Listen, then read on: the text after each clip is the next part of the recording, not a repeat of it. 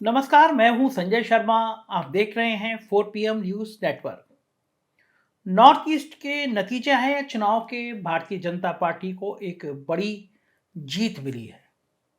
साहेब, छोटे साहेब, उनकी टीम बहुत बम बम है। भारतीय जनता पार्टी के मुख्यालय में एक बड़ा फंक्शन किया गया। साहेब ने संबोधन किया।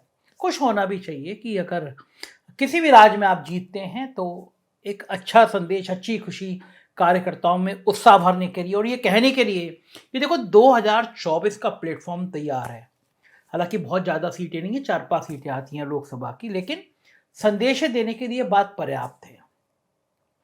लेकिन हर बार जैसे होता है, जैसे गुजरात की जीत के रिजल्ट आए तो हिमाचल और दिल्ली नगर निगम के चुनाव ने जायका बिगाड़ दिया साहेब का। ऐसा ही जायका बिगाड़ दिया आज महाराष्ट्र की एक विधानसभा के उपचुनाव के नतीजे ने। मैंने कहा नॉर्थ ईस्ट से केवल 4-5 सीटें आती है, लेकिन महाराष्ट्र उत्तर प्रदेश के बाद सबसे ज्यादा लोकसभा सीटें देने वाला राज्य है। और महाराष्ट्र की जो चौसर बिछी हुई है, महाराष्ट्र की जो शतरंज बिछी हुई है, महाराष्ट्र में जो गेम प्लान है, वो साहेब और छोटे साहेब को समझ नहीं आ रहा। मैं आज बात करूंगा कि महाराष्ट्र की स्थिति क्या है, क्योंकि बंगाल, मध्य प्रदेश, राजस्थान, यहां थोड़ा साहेब के लिए परेशानी है। और महाराष्ट्र के जो संकेत आ रहे हैं, महाअघाड़ी गठबंधन जितना मजबूत दिखाई देने लगा है, उसकी काट अभी तक साहेब और छोटे साहेब के पास आ नहीं पाई है। और वो जानते हैं कि अगर महाराष्ट्र के यही संकेत रहे तो 2024 की सत्ता दूर हो जाएगी। दरअसल महाराष्ट्र की राजनीति, महाराष्ट्र के हालात बिहार की तरह हो गए हैं। यानी एक तरह से मैं कहूंगा कि भारतीय जनता पार्टी के खिलाफ की मानसिकता, उसका विरोध, राष्ट्रीय स्वयंसेवक संघ के विरोध में सामाजिक चेतना का विकास, गुवाहाटी मॉडल से खार खाए लोगों की राजनीतिक प्रतिक्रिया में गोते लगाता हुआ समाज, और इन सब के बीच ठाकरे परिवार के स्वाभिमान का सवाल, और इसके साथ साथ नितिन गडकरी की उपेक्षा का मुद्दा भी महाराष्ट्र में सिर उठा रहा है। लगातार संवाद कर रहे हैं लोग, बातचीत कर रहे हैं। महाराष्ट्र के चार बहुत बड़े प्रोजेक्ट, बहुत बड़े उद्योग, लाखों करोड़ों रुपए की जीएसटी मिलती है, रोजगार मिलते हैं हजारों लोगों को, मगर गुजरात चुनाव से पहले उनको गुजरात ट्रांसफर कर दिया गया। और इस मामले ने तो मराठी मानुष के बीच अंदर से उबाल पैदा कर दिया। और इन सब की सार्वजनिक अभिव्यक्ति आज जो रिजल्ट आए हैं कसबा पैठ उपचुनाव में, उसमें साफ नजर आ गई, लोगों का गुस्सा नजर आ गया। उपचुनाव माना जाता है सत्ता का चुनाव होता है, जब पूरी सत्ता के जोर लगाने के बावजूद महाविकास अघाड़ी के कांग्रेस उम्मीदवार ने पुणे शहर की उस सीट को जीत लिया जिस पर पिछले 28 सालों से, फिर कह रहा हूं 28 सालों से भारतीय जनता पार्टी का कब्जा था। खुद मुख्यमंत्री एकनाथ शिंदे, डिप्टी सीएम फडणवीस कई दिनों से वहां जमे हुए थे, लेकिन परिणाम वही ढाक के 3 बात।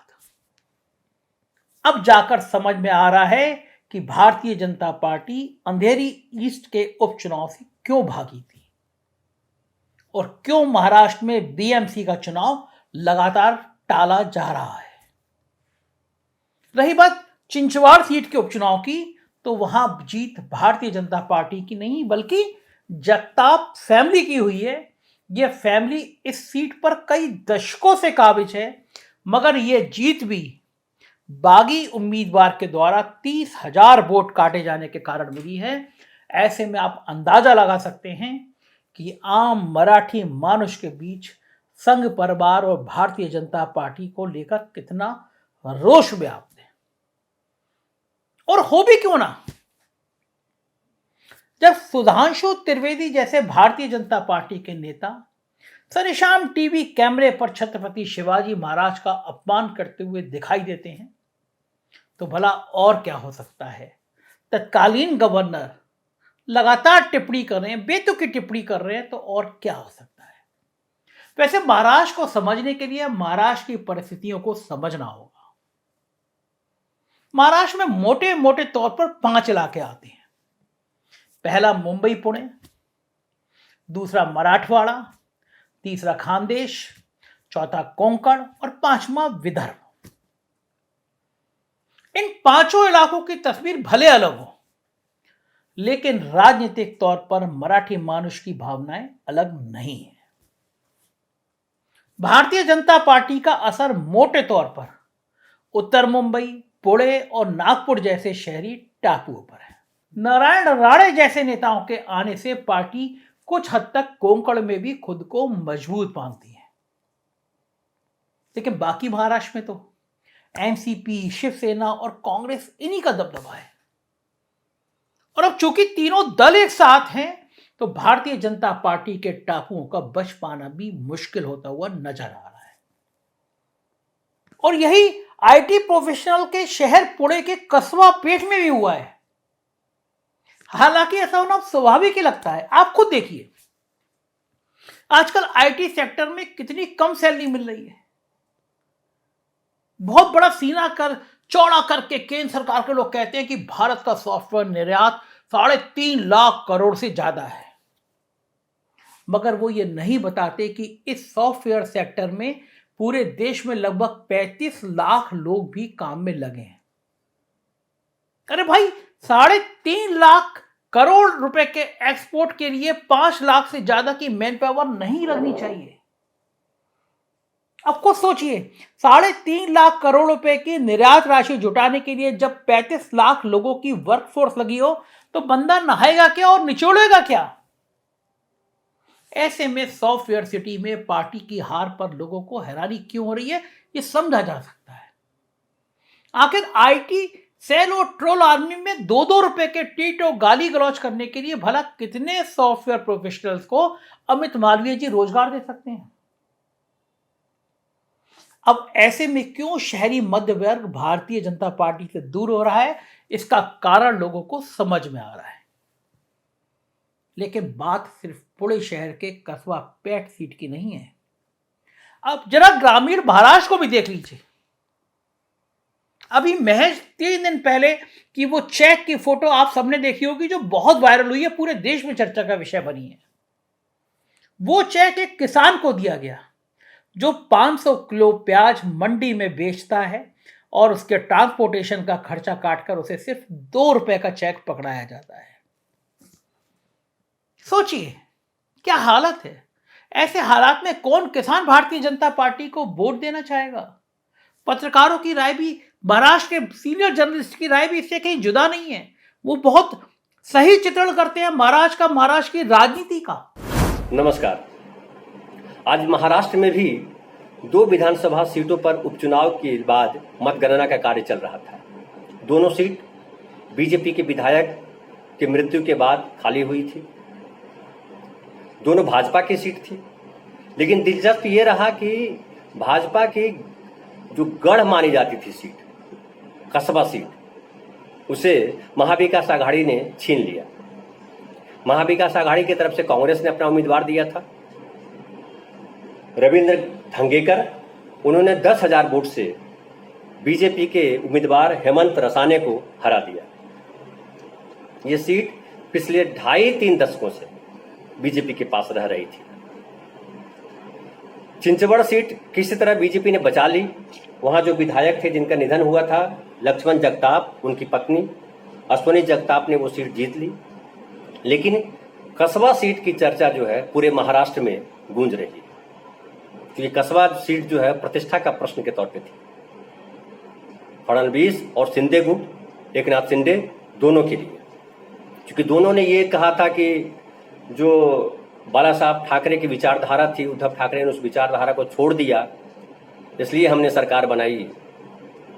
तो जनता ने, कस्बा की जनता ने ये बता दिया कि ये जो विचारधारा के नाम पे आप अलग होकर के आए, तो जनता ऐसा नहीं मान रही है और ये माना जा सकता है कि ये जो तोड़ फोड़ हुई महाराष्ट्र में, जनता पर उसका नकारात्मक असर पड़ा है और शायद आने वाले चुनावों में बीजेपी को और शिंदे गुट को, इस गठबंधन को खामियाजा भुगतना पड़ सकता है।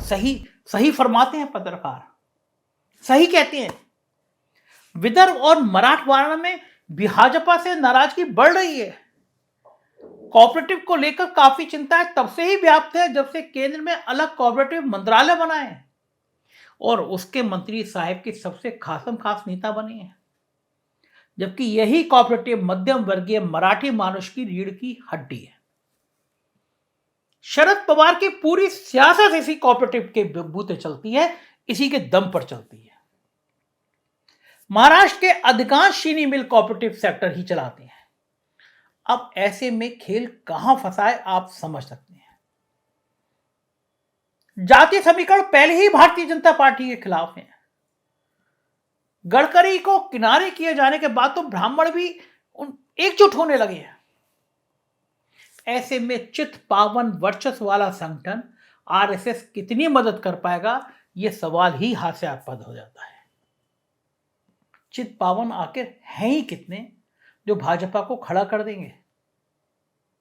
यहां तो खुद आरएसएस को भाजपा की मदद की जरूरत है, लेकिन भाजपा तो वहां एकनाथ शिंदे की मदद भी सिर्फ मंत्रालय में ही कर पाने की स्थिति में है। जमीन पर तो तीनों, एकनाथ शिंदे, भाजपा, संघ, तीनों एक दूसरे से मदद की उम्मीद में बैठे हैं, लेकिन महाविकास अघाड़ी का सीधे सीधे जन भावनाओं से जुड़ जाना पूरे खेल को बदल चुका है। अब वहां जमीन पर एक ही पार्टी दिखती है और वो है महाविकास अघाड़ी। एक ही नेता दिखाई देता है महाराष्ट्र में सहानुभूति के साथ, वो है उद्धव ठाकरे, और एक ही बॉस दिखता है और वो है शरद चंद्र गोविंदराव पवार। और मजेदार बात यह है कि यह बॉस अब भी देश का पहला मराठी पंत प्रधान यानी प्रधानमंत्री बनने की ख्वाहिश रखते हैं। कुछ दिनों पहले निजी बातचीत में जब एक मराठी पत्रकार ने इस बाबत पवार साहब से पूछा तो उन्होंने कहा, देखो, जब एचडी देवेगौड़ा और इंद्र कुमार गुजराल की लॉटरी लग सकती है तो किसी को भी रेस से बाहर समझने की गलती मत करो। महाराष्ट्र यदि महाविकास अघाड़ी को 45 सीटें देता है तो देखो आगे आगे होता है क्या। बात सही भी है कि आगे आगे क्या होता है, इसमें सबकी दिलचस्पी बनी हुई है। खासकर तब और बढ़ गई है जब पूर्वोत्तर में कांग्रेस की बुरी गत हो गई है, मगर कर्नाटक में उसकी पूरी उम्मीद बनी हुई है। ऐसी परिस्थिति में महाराष्ट्र में भले ही कोई भी जीते, लेकिन उनकी लूटिया डूबना तो करीब करीब तय लग रहा है, जो 4 प्रोजेक्ट उठाकर गुजरात ले गए, या शिवाजी महाराज का अपमान कर रहे हो, या फिर ठाकरे परिवार के साथ गुवाहाटी मॉडल का खेल खेल चुके हो।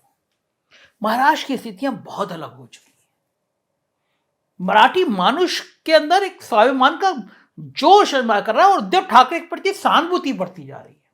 और ये तय मानिए कि 2024 में महाराष्ट्र जो चौसर बिछाएगा, महाराष्ट्र जो राजनीति पर की चौसर पर चाल चलेगा, उससे ही दिल्ली के सिंहासन की गद्दी तय होगी। महाराष्ट्र की राजनीति पर निगाह रहेगी 4PM की। आप देखते रहिए 4PM। कुछ और राज्यों में हमारे चैनल है, उनको सब्सक्राइब करिए। 4PM UP, 4PM Bihar, 4PM Gujarat और 4PM कर्नाटक। आपका प्यार मिलता रहेगा, ये पूरी उम्मीद है। शुक्रिया, थैंक यू।